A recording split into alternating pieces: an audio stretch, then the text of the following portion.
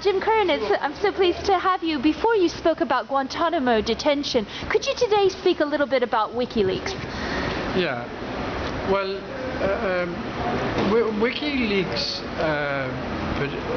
what WikiLeaks have done is they have exposed, where I am interested in, they've exposed the different politicians or the different governments who have been indulging in all sorts of clandestine operations. And while they've been saying one thing in public on the media and on television, they have been sending secret messages to each other by a different means, saying something entirely different what they were telling the public. And I think WikiLeaks has exposed their dishonesty and hypocrisy.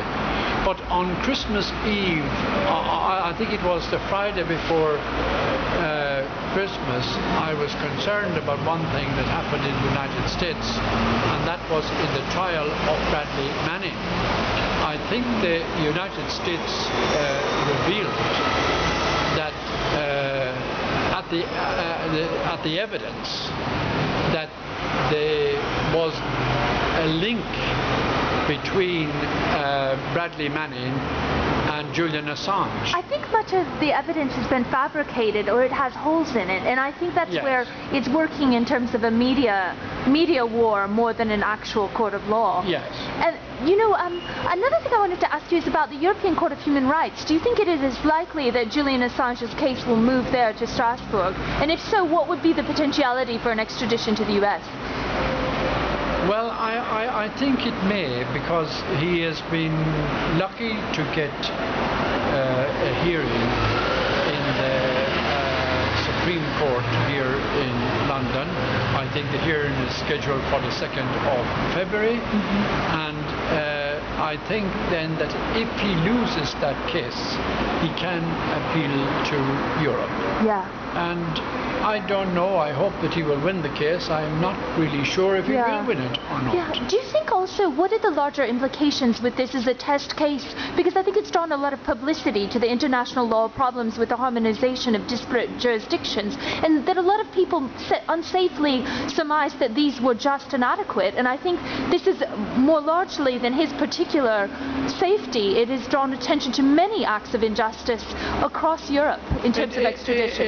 It is, because when the extradition laws were originally introduced, they were largely to more or less extradite Irish freedom fighters from Ireland more easily to the United Kingdom. And also Israel had a major interest in this too, because Israel wanted to get Palestinians who were involved in military action against Israel and other countries. They wanted to be able to try and extradite them to Israel. That was another aspect that a lot of people do not, because they put a lot of pressure on the United Kingdom when the United Kingdom was bringing about their thing. So the European extradition laws are really based on the extradition between Ireland and the United Kingdom for Irish freedom fighters.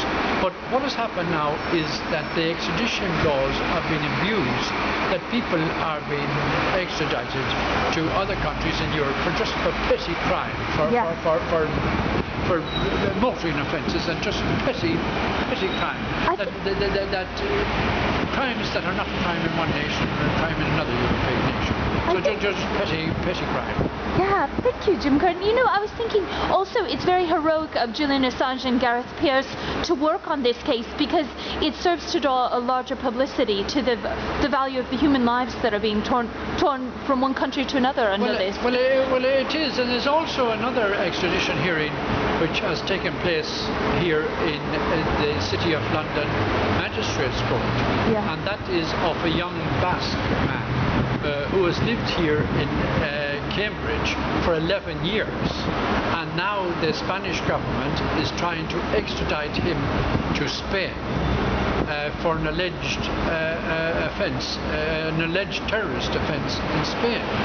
And there has already been a 2-day hearing in Westminster Magistrates Court, and I understand that they are going to the judge is going to make the decision in about 2 weeks' time.